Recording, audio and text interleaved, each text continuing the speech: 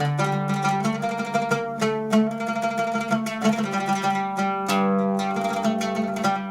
back to Keeping It Apostolic, the most edifying podcast in the world. I'm joined here today with Father Tobia Manoli. Thank you, Abuna, for coming onto the podcast. Thank you for having me. So before we get started, we'd like to get to know you a little bit more. Tell us more about yourself, quick bio, what you're about, what you do, all that stuff. My name is Father Tobia Manoli. I serve at Archangel Raphael Coptic Orthodox Church here in Clear Lake, Houston. I was ordained September 5th, 2021, which coincidentally it was my 30th birthday. It was not planned or anything like that. Quick joke about that. My sister-in-law was like, look how poetic this is. You know, God gave you 30 years before the priesthood and He's giving you 30 more after the priesthood. So I'm like, you're killing me at 60? That's not. But anyways, so that's the story of my life.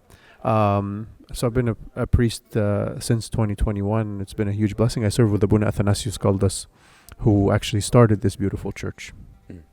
It's a beautiful. We'll talk a little bit more about the priesthood and about kind of your story to that a little bit before we talk about the topic at hand, which is talking about spiritual combat. So before we get started on spiritual combat, I always like to ask my guests about a little bit of their spiritual journey. So for a lot of us who grew up in the church, it's very easy to be like kind of lukewarm as we're growing up and be kind of in the church, out of the church, just going through the motions, all that. But there comes a time period in our life or a moment or an event or something takes place that kind of pushes us to take our faith more seriously. What was that time period for you or that event or moment? Talk me through that. I would say that in every phase of my life, there was an event that was like a wake-up call or something to help edify my faith. Most prominently, growing up, actually, we lived in several different countries because of the nature of my dad's work. He was in oil and gas. And so from my childhood, we've lived in like Syria and Turkey, like we visited Dubai, like different places in the Middle East.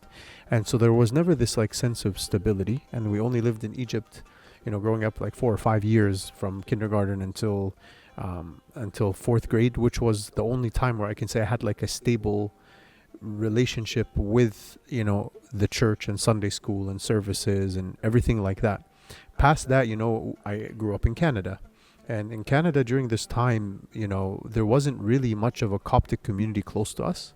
And so we were, you know, left with going to church once every couple weeks, you know, having to travel an hour and a half one way and an hour and a half back.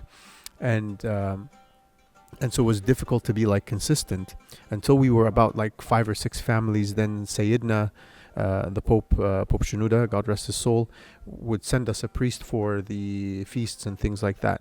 And during that time, I was forced to take, you know, the church seriously because there, you know, I was the only one in school not really tied to work, so I would be depended on as a deacon and things like that. And I wasn't the strongest when it came to the hymns or anything like that. You know, I just knew the basics, and so it forced me to really dig deep into, you know, the rites of the church, the hymns.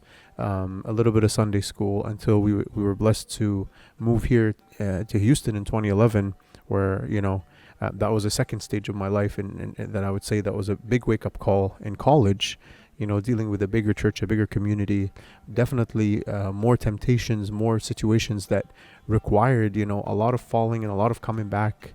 But throughout all of this, I would say the one thing that my parents really instilled in me during all of these times is a regular relationship with like a father of confession. And so anytime that I would see darkness in my life or have a period of lukewarmness, it was never a struggle for me to be able to talk to Abuna and get advice, or even sometimes, you know, get scolded for for certain things. And definitely, you know, I would be upset in the beginning, like, why did Abuna get upset with me or something like that? But then later on, I would really learn the value to his words. How do you think entering into the priesthood kind of pulled all of that together?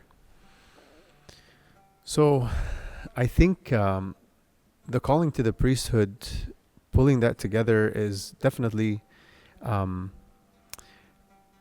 guess, like it all, if I was to describe it accurately, all of these things that you go through in your life kind of flash before your eyes. But one thing that I would say did not make me, you know, freak out as much as I thought I would freak out when the calling came. Like, as you know, of course, my wife and I were both like very, very kind of nervous and afraid, and more than once we've turned the calling down.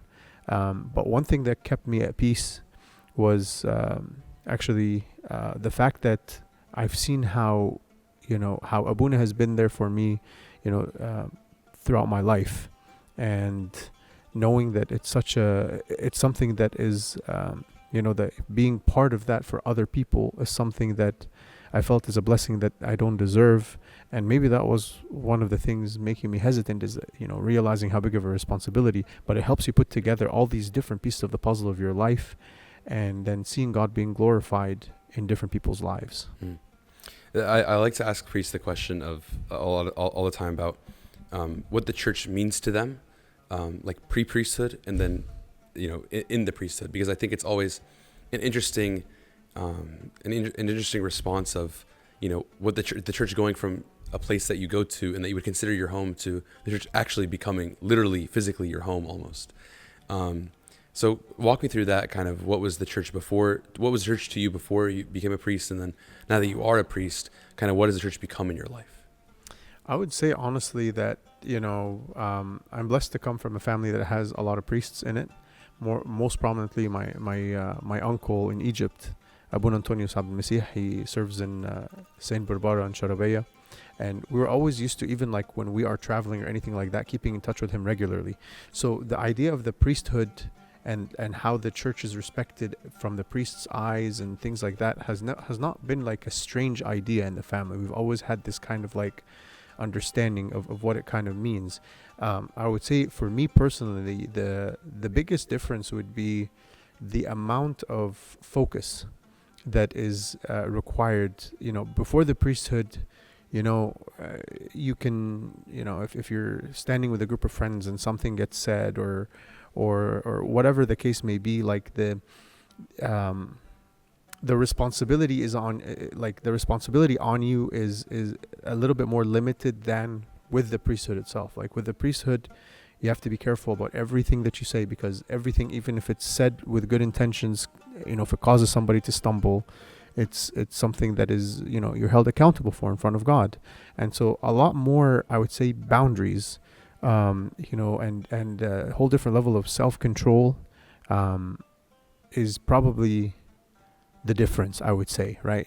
Before the priesthood, you have a lot more liberties than afterwards. And that's not necessarily, I'm not saying it's like a bad thing or anything like that, but it definitely, requires a lot more focus, a lot more calmness, a lot more, praying for God to give grace and virtue and things like that. I think that ties beautifully into our topic of spiritual warfare that we're talking about today. So my first question for you would be to define spiritual warfare. Spiritual warfare is, ultimately what it comes down to is a supernatural war that's happening between God and Satan, right? That's the basic definition of it, and what that manifests to, And so it began with Satan's fall, from being an angel to becoming a fallen angel or becoming the devil, and from there he started to fight God in every step that God took. And of course, man being created on his image is something that Satan is not just going to sit around and and watch and contemplate on. And so the war has been bitter since the beginning of creation on mankind, starting with Adam and Eve. And then from there, it progresses and progresses and progresses to where, almost like how we have AI today, I call the war today, it's a spiritual AI war. Meaning what? Meaning that today we're already programmed to fight ourselves, rather than like, Satan having to come and plant an idea. All the seeds of corruption are already in the world, right? He just has everything set to auto mode, and that's it. He doesn't need to put lustful thoughts in our minds, for example. Everything is accessible in our pockets. Everything is around us, whether language said, things that we see, things that we listen to. And so the war today kind of takes the shape of everything that was planted, thousands of years ago, is today become like an automated process. So the spiritual warfare today is a war against myself, and it's a war definitely that is because of Satan, but today ultimately the biggest enemy in this is myself, my ego. I think a lot of times it's very easy for us to think of spiritual warfare as this like very abstract thing, that like this spirit that we can't see, which is Satan, is warring against us, and God and his angels are warring for us. But I think that the distinction that we have to make is that we ourselves are physically in this war, and that every single day when we wake up and we have a day worth of decisions to make, all these decisions are like moves in that war or pieces to play in that war. So what is your advice for people to kind of take on this mindset of, every single day is a battle? It's not just, like you can't really have an off day in terms of spiritual warfare. I really like what you said about every day is a battle. One of the biggest mistakes that we make is thinking of the spiritual battle as, I want to stop this sin, for example, period. I want to get rid of this thought, period. That's it. I don't want this in my life anymore. And we forget that it's day by day, and so the biggest thing that I can say associated with this is really pay attention to what we say in the most basic of the prayers. So look at our Father, for example. We say, give us this day our daily bread, right? This day. And it's not just about the physical bread, but the spiritual bread as well. Just like bread is supposed to, help us sustain ourselves physically, there's spiritual bread, which is, prayer and our spiritual life and fasting and reading that will help us to sustain ourselves spiritually day by day. So if you take things day by day and you say, for example, like, I want to focus on my struggle with this specific habit for today. I'm not going to fall today. It becomes a lot more manageable than to just not put a date on it, right? So thinking about these, like, little by little things day by day will help you and everybody to overcome and to edify and to build, slow and steady wins the race. Yeah. Where is that balance though between having that day by day, but then also keeping the end in mind? How do you kind of develop that balance between the two? So I would say when it comes to, looking at the end goal, I don't believe that, looking at something day by day cancels out looking at the end goal. I'll give you a very simple analogy, right? If you go to the gym, for example, you have a day for every muscle group. Yeah. You have an ultimate goal in mind. You have an ultimate, look that you want to achieve, or a certain, goal or a speed that you want to reach, whatever the case may be. And you keep that goal in front of you all the time. But for example, if today I'm working out, biceps and back, for example, I'm not going to worry about, what am I going to do in my ab workout, right? Or, how are my abs going to look like in a few months? No, what you're focusing on is today's workout. But you're looking at the ultimate goal, or your ultimate goal is in mind to encourage you accomplish your daily goal. So in our spiritual life, it should be the same way. In our spiritual struggle should be the same way. I want to improve myself in a certain habit that I know, for example, causes me to stumble. Because ultimately my goal is to get closer to Christ. If I look at Christ in everything, putting Christ in front of me in everything, He is the ultimate goal, then when I focus day by day on each part of my struggle, or each part of my canon, or each part of my prayer or my reading, I will have a goal that will motivate me all the time.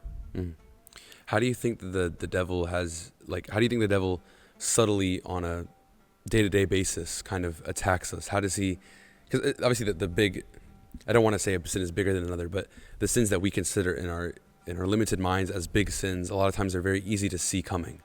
But it's those small sins that kind of creep up inside of us.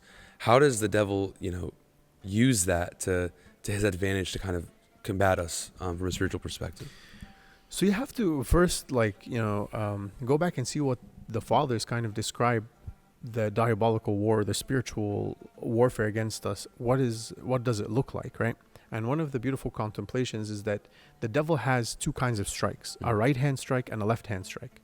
The left hand strike being, the more obvious kinds of wars, like you said, like the more obvious things that are morally looked like as wrong, things that are defined in front of me, like this is wrong, this is negative, whatever the case may be. The right hand strike is the tricky one, right? And this is where he uses certain tools or certain situations or even scripture to try and prove something in a sneaky way that, hey, this is not a sin, or this situation is okay, you'll be fine. And so putting these two together will help you kind of recognize what's the war that is against you. Being sober and vigilant and mindful, right, as St. Peter says, because Satan is like a lion roaring, waiting to devour anybody that he can. I'm paraphrasing, but that's essentially what the verse is talking about, right? So being awake that, it's not just about the obvious things. It's not just like, oh, I need to stop lying, I need to stop cursing or whatever. But there's other things like what situation can cause me, for example, to stumble, right? Because there are many things in today's society that, on the surface, it doesn't look wrong, doesn't seem wrong. It is okay with all standards, but something can essentially cause me in the future, for example, to fall or to stumble. Where do I draw the line, right? And so when I keep all of these things in mind, I start to establish a boundary in my mind and in my heart. Okay, this is where I draw the line. I'm not going to get past, this certain point, or this, in a friendship or whatever, or I'm not going to, do this and this and this because it can lead to something else, or I'm not going to go to this place or whatever. This is how I draw effective boundaries in my life. I think, like you said, that drawing effective boundaries, I think, is one of the keys to spiritual warfare. And I think when you think of warfare in general, and you think of like generals in a room, planning to go to war, like there's a planning aspect. Like war, you have to understand first what the enemy is doing. You have to understand what the danger is. Yeah. And then you come up with a plan of how to attack that danger. So I think St. Paul lays out for us in Ephesians 6 what that plan looks like. He talks about the armor of God, like the helmet of salvation, and I'm really going to paraphrase here, and like the feet of whatever, I forgot what they are, but he gives us the armor of salvation. Yeah. How can we practically, because obviously the armor of salvation is an analogy to practical things we can do. How can we practically take on this armor of God and equip ourselves in spiritual battles? I think it's important to define the armor in my life. Define what each part of the faith, or what each part of my spiritual life, what it translates to as far as this armor. St. Paul uses this idea because he lived in a time, of course, where the Roman Empire was prominent. And one thing about the Roman Empire, if you read about anything in history regarding them, is that they were very efficient in the materials they used for their armors and weapons and things like that. They were very impressive. I mean, they were a world power. They knew what they were doing because they were influenced by all the different places that they took over. And so they had a wholesome look at how to protect yourself. And so that's why he used that kind of analogy. So it's important for me to not just have an armor on as fashion, but to have it well defined in my life, as St. John Chrysostom, for example, says it's important, very, very important to for the faithful to be mindful of the shield of faith, for example, because the shield of faith is what protects me from the hits of the enemy. So what is the use if I wear all this fancy armor, for example, and I'm missing a shield or I'm missing something? It's about having a complete view, a balanced view that will help me to ultimately understand this concept of the armor of God. How can we have this balanced view? I think the key word here is guidance. It's guidance. And you used the army example. The most beautiful thing about any successful military is that there is ranks, and every rank has its role, and every rank guides a certain, has a certain guidance system, right? That everybody guides those who are under them. Everybody has a certain responsibility that they are responsible for.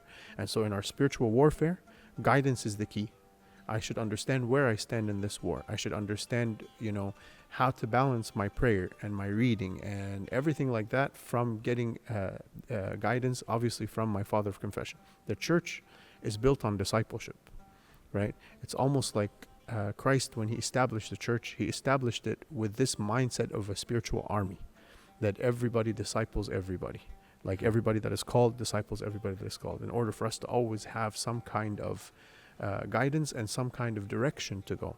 And if you notice, the armor begins to go when the direction goes, and the direction goes whenever there's no guidance, whenever we start to go off on our own without looking at this guidance. So where do you think that when people are looking in terms of guidance, and they're trying to find almost where to fit spiritual guidance into their life, into their spiritual walk, and into their spiritual battle. What is your advice to people who feel like they can't reach out? They feel like the guidance is going to judge them, or going to look at them different, or that to take that step of seeking out guidance is kind of one that's a little bit daunting. I think one of the biggest issues we have in today's society is a disconnect. And when I say society here, I'm talking about not just society as a whole, but even in our Coptic Orthodox culture, is that we have a major disconnect between what is the definition of the church and the fathers and the saints. We have a difficult time defining, what is the role of everything, and we have this perception that we get an incomplete perception or an incomplete idea that causes many assumptions, such as the one that you mentioned, which is, this idea that I'm going to be judged if I go to Abuna. How am I going to say, Abuna is really cool with us and everything, and what if I tell him that I fell in this sin or I made this mistake? He's going to look at me different. And so it's important to put in mind that Abuna will never look at you different. It's actually the opposite. If Abuna looks at you different, he will look at you in a way that, like, with more respect, with a higher standard, because it takes huge courage and it takes huge bravery for somebody to come out and say something or to confess something that is tough to confess. I always tell people that, like, when I'm sitting in a confession session and somebody is talking about their sins, the one thing that goes through my mind is, I wish I can offer a repentance like that. So it's a learning experience for me as well as a priest that's guiding. Another thing to consider here is that every sacrament and everything that is designed by Christ in the church does not just benefit one side. Okay? Everything is for the benefit of everyone. It's a perfect economy. So every sacrament, both the priest and whoever is attending the sacrament benefits. In confession, it's the same way. Even in the absolution, if you focus on the words of the absolution, right? Abuna doesn't just say, that the person, like, doesn't just pray, for this person to be absolved, and that's it. It says, this person and my weakness. So even the prayer of the absolution entails this reminder that the sacrament benefits both of us sitting there. That is the perfect economy that Christ has set up in all of the sacraments. So if I keep these things in mind, it makes me feel a little bit easier that, hey, you know what?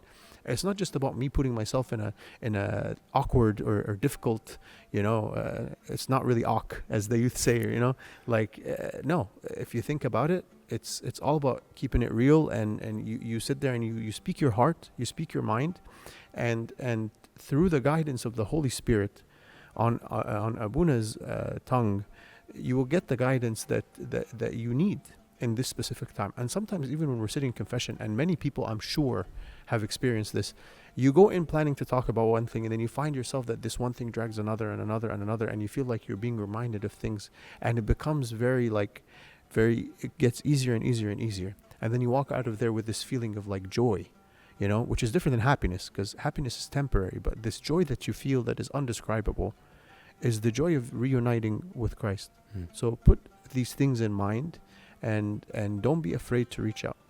Lastly, with this point, I want to say that we're blessed today in North America. I won't even just say our diocese or just America, but in North America in general, the amount of priests and the amount of churches is huge. And God bless, every diocese and every church. And so today we have an availability to speak to many priests, right?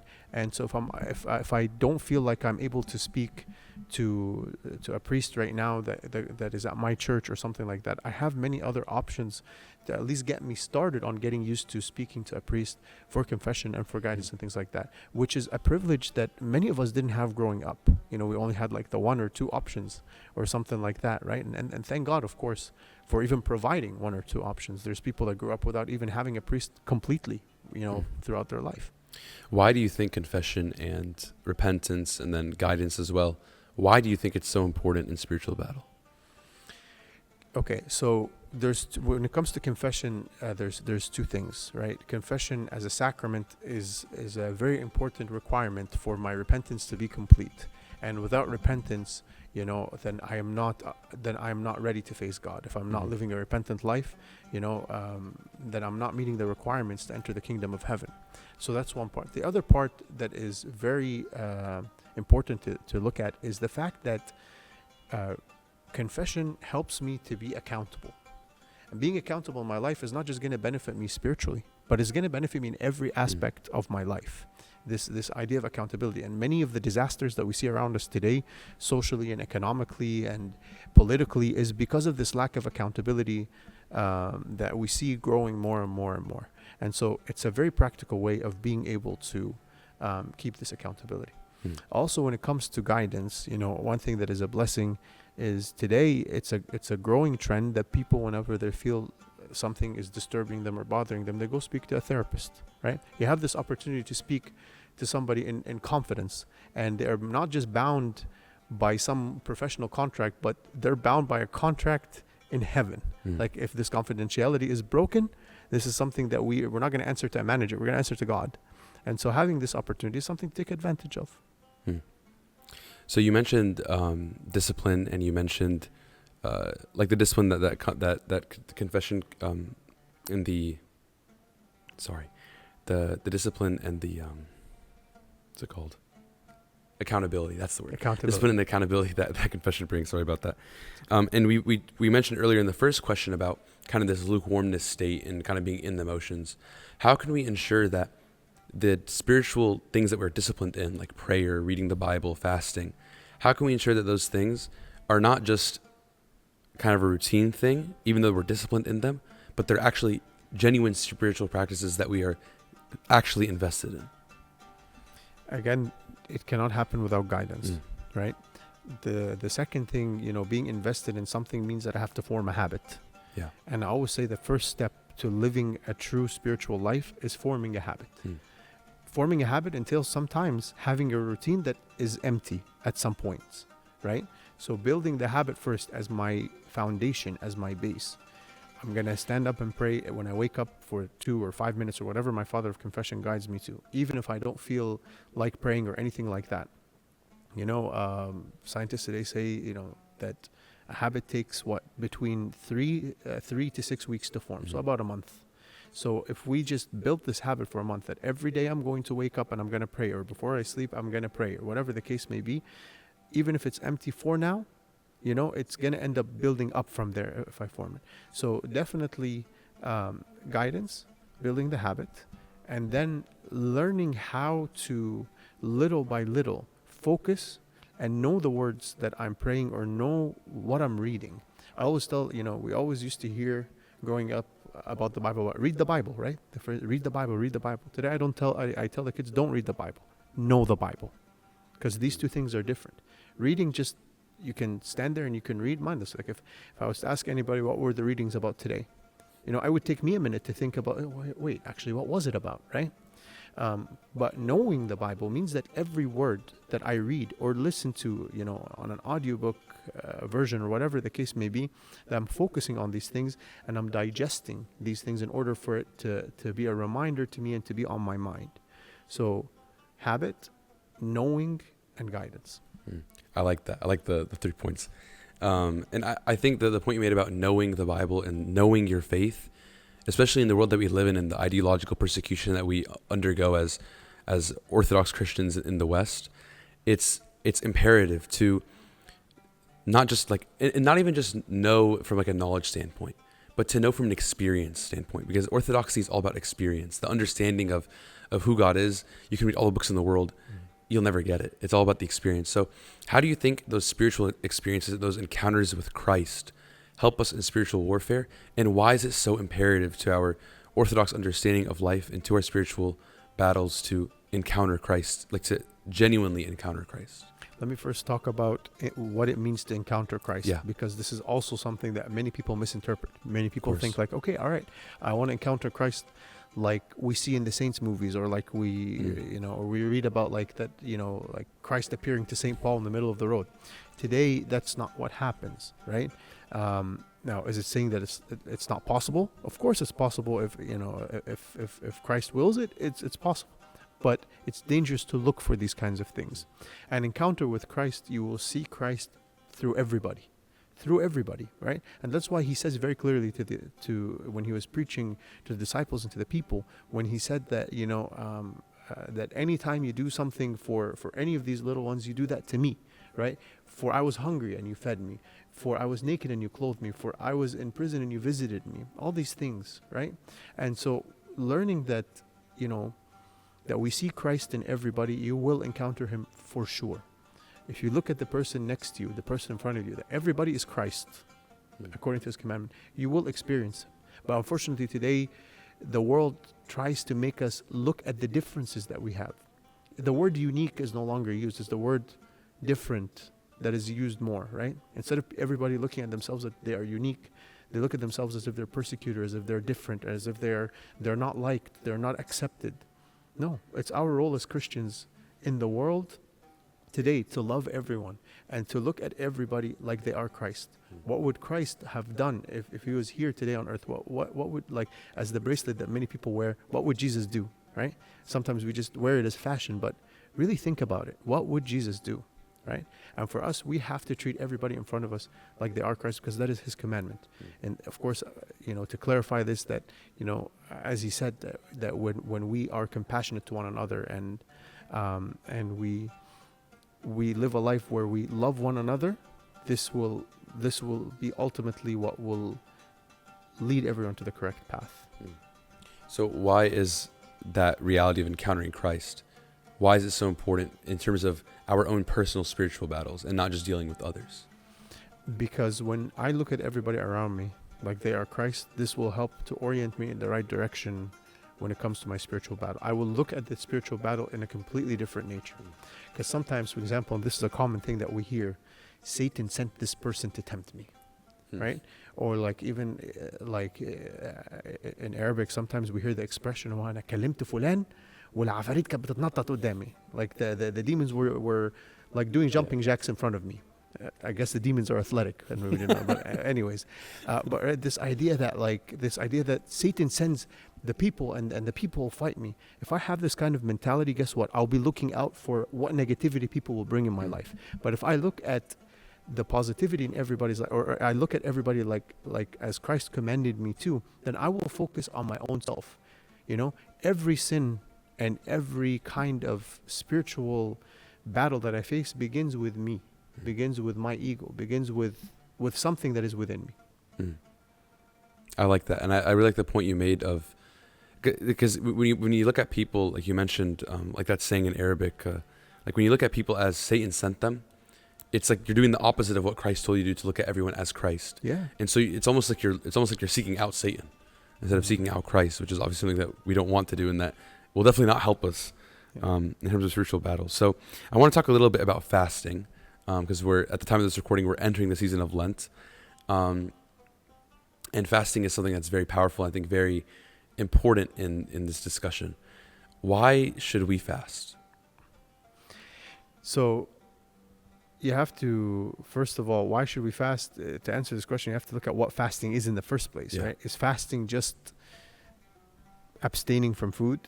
Is it just eating, a vegan diet? No. I mean, fasting, how many people today do intermittent fasting to stay healthy? It's something very common. Same thing with many people believe that being vegan will make them live a healthier life. So it's an incomplete picture when we look at it like as if it's just food. So fasting is when I learn to say no to my body. When I learn to say no, this is very important. And why should I start fasting?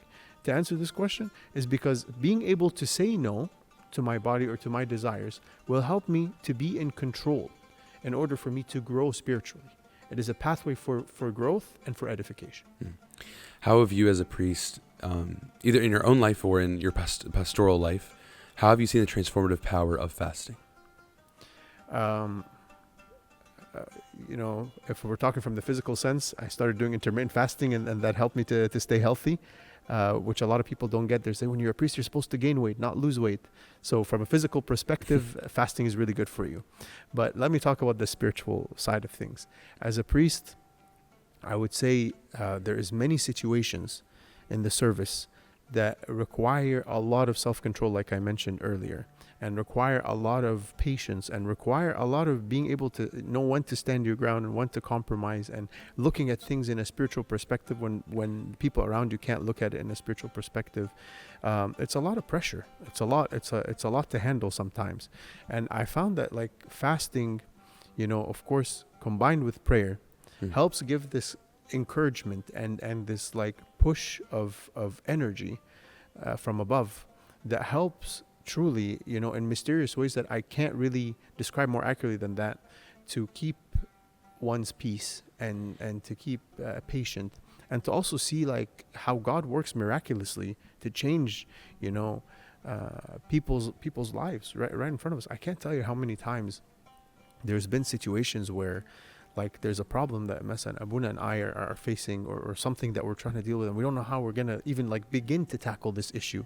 And then we just say, you know what, like, okay, this next week during the fast, we're going to direct our prayers, for this issue, and we're going to fast, until whatever, or like we just discuss that we're going to focus our fast on this specific issue. And out of nowhere, a solution comes.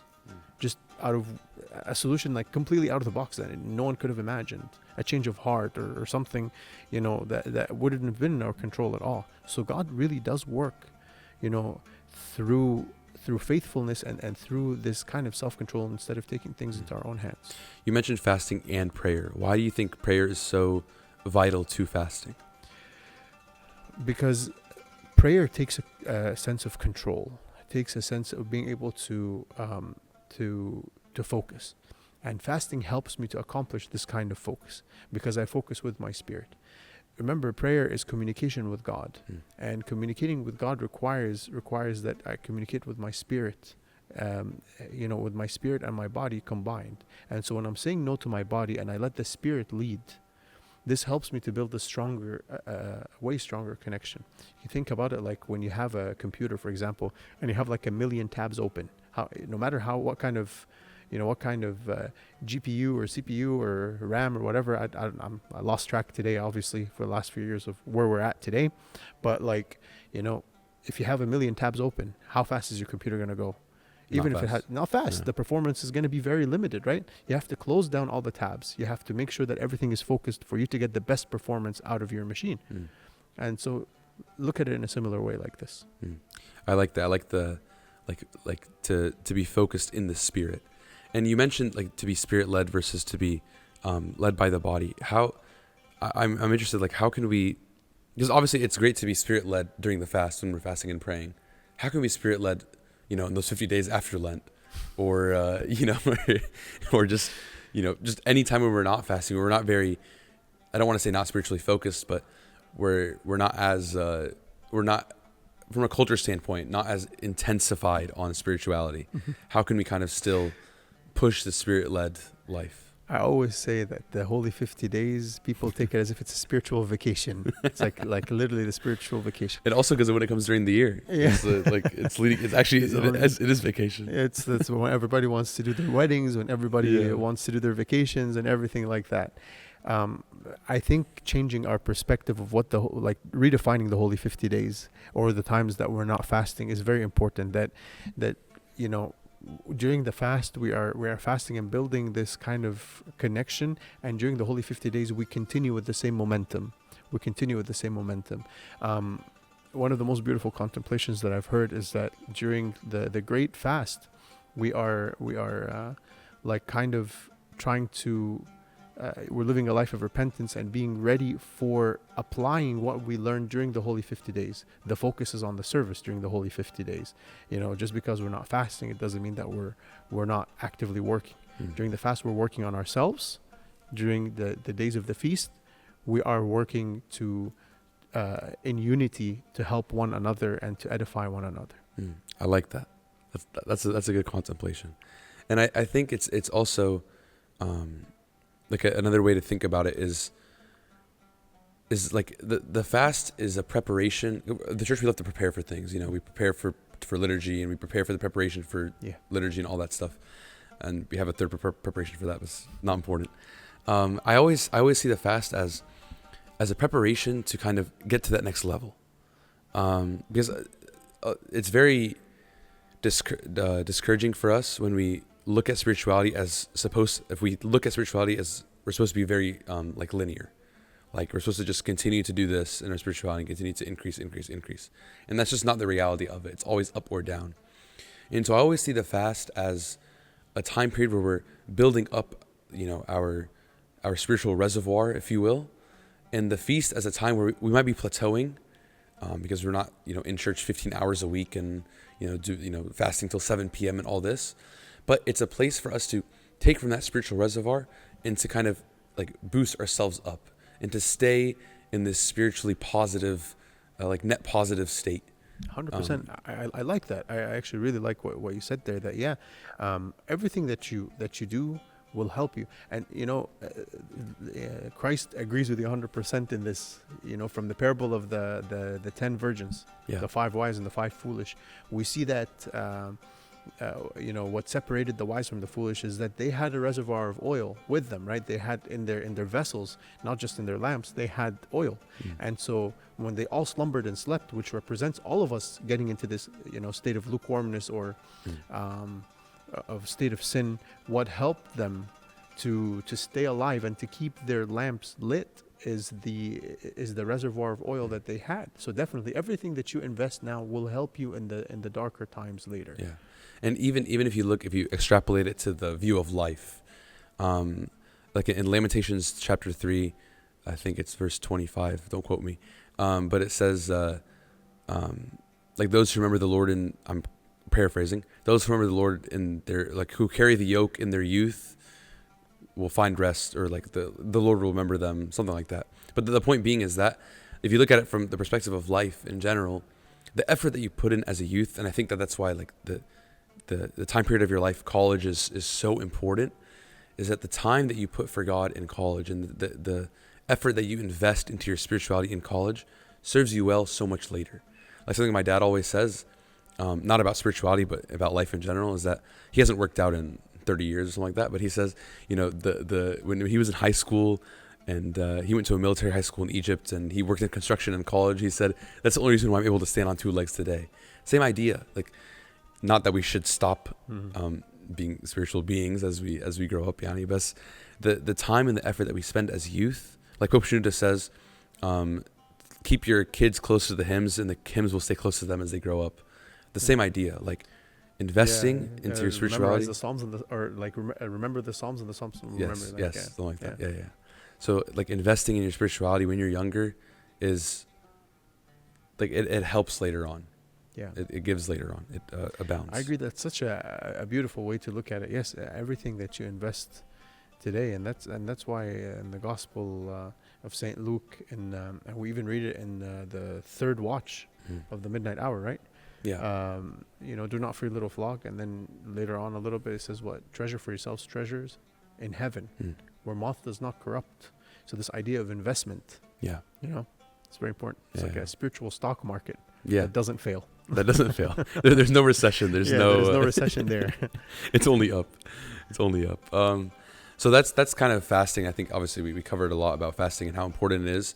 And I think the last thing that I wanted to talk about in terms of spiritual warfare is our friendship with the saints, because we have these heavenly, these people living in heaven, and we believe in the church that we are part of the victorious church. And so, you have a very beautiful church with a very tall church, and there's this book I really love called Elements. I'm sure you heard of it. Yeah. And in Elements, the main character is in a liturgy, and he asks God to open his eyes, and he says, like, I see cherubim standing like 60 feet tall, which you could see in this church, but I think if you were somewhere else, in some smaller churches, maybe not. But like the point being is that like we are with these heavenly, or we are with the victorious church. So why is it so important for us as people who came after these saints to look up to them, and not just to look at their stories and their lives, but to actually be friends with them? Why is that so important? It's always nice to have a good role model, right? And in this life, you see in our life today, that people are always looking for role models. You see how everyone wants to be like someone or imitates, whether in style of clothes, whether in even like haircuts or anything like that. Like you see, for example, in the diocese here, or I'll be more specific, in my church, I will know like which soccer team one of the kids is supporting from his haircut. Very easy, because, or even like who's your favorite player based on your haircut. Like it's very easy to tell, or based on like the way you play soccer or whatever, or what have you. So having a role model is something that is very, very important and very edifying. And so what is better than having a role model than having a role model who is someone who gave their life for the faith, whether of course it's a martyr or somebody who dedicated their entire life, like many of the beautiful saints that we have, to establish something that we have until today. So this idea of having a role model is a huge support in the life that we have. And we even have role models that in our own life that we look up to, that are still alive. It doesn't just have to be somebody who passed, whether it's the soccer players or whether it's our parents or anything like that, so if you point it spiritually, it's very powerful. I think like you make a very beautiful point there, that like we all have role models, we all need them. And I think the thing with saints is that the kind of the same thing with the spiritual warfare is a lot of times seems very abstract. To be friends with like Saint George, like what does that even mean to be friends with Saint George? Like who is he? Like it's a very abstract thing. But I think there's a very deep power, and I think as you grow older, you kind of I know I'm saying older like I'm old, I'm 19, but like as you grow a little bit older, Yanni, you appreciate it more and more. How can we befriend the saints? What does that look like? What is the practicality of actually like, taking those steps and being friends with the saint? I think the first practical step is to learn about the saint, understand the life of the saint. And it's not just the stories of the saints. It begins with the Synaxar, like that we read, but that's just the beginning. That's just the tip of the iceberg. Knowing the saints takes also knowing the environment that they grew up in. Just looking superficially at their story or at their icon, you might admire something that you heard about this saint, but if you want to build a deeper connection and a friendship, you got to know them more, right? In anybody's social life, a close friend is defined as somebody that you know very well and that knows you very well. So it takes this communication. Many times we mistake communication with the saints as if we are worshiping the saints or praying to the saints in the sense that like we worship them. That's not the case at all. The church emphasizes intercession for us to build this relationship with the saints so that we can have this friendship that you're talking about. So know about them, know their life, know their environment, know the difficulties that they grew up in. And also, most importantly, realize that these saints are human beings like you and me.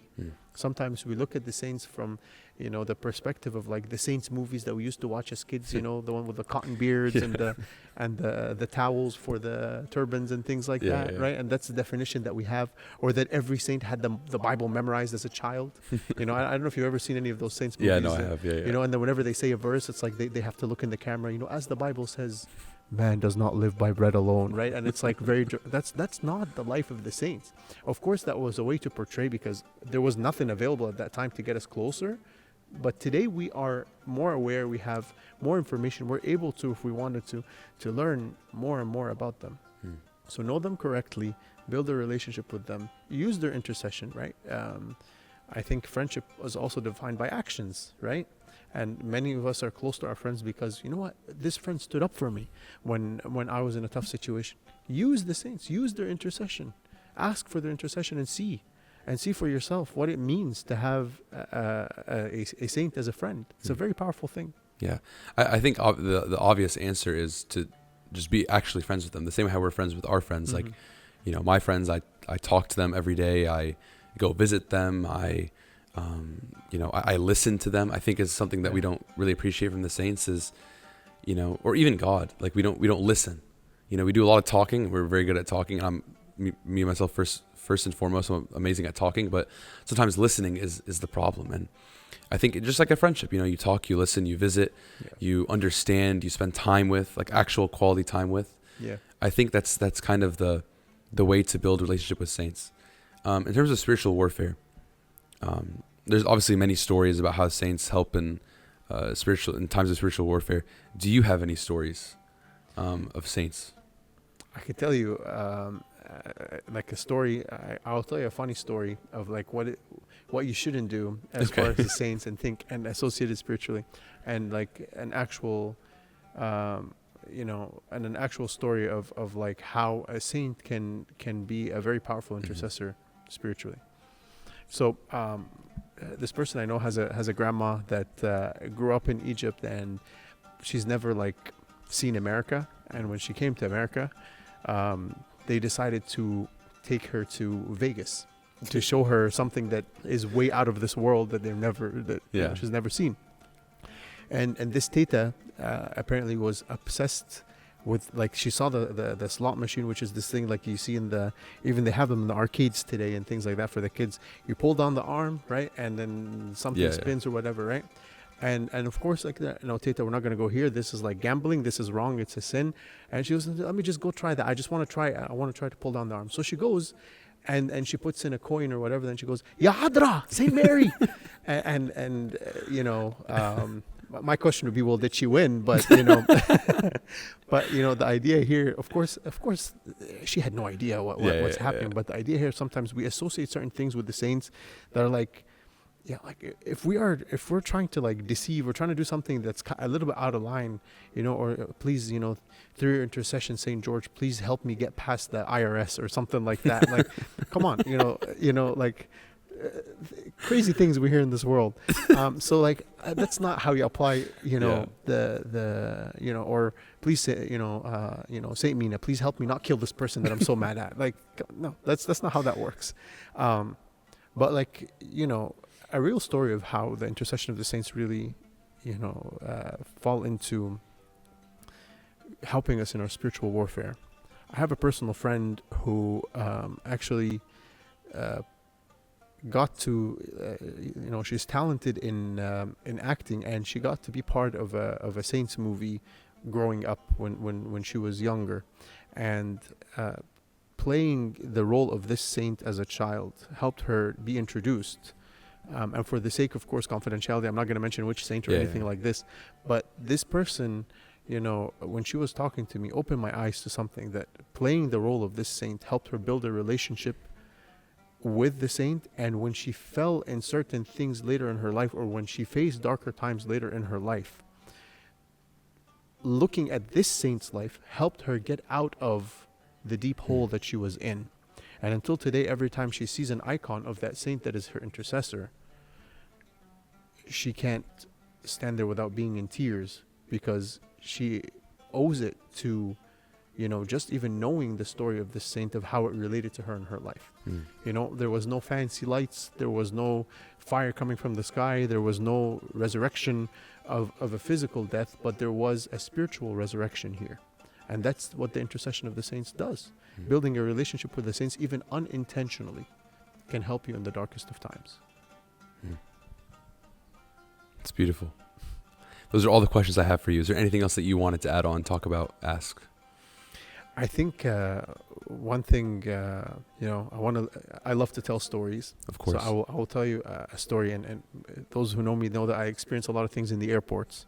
That's great, because I'm about to go to one right now. Oh, you're about to go to one.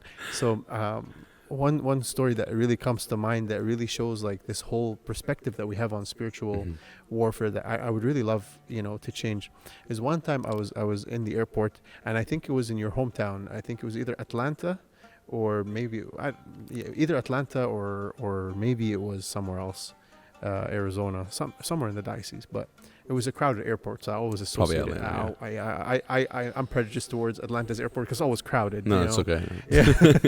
But anyway, so I go, and I'm I just finished security, and I want to go and go to my gate, and then I need to go to the bathroom. So I'm like, let me go to the bathroom before we have to board. And so I go to the bathroom, and there's the employee that is responsible for replacing the towels and things like that. He looks at me, and he drops the paper towels, like literally like this, and then his jaw opens, like he's looking at me. I'm like, okay, right? And he's and he goes, excuse me, are you a priest?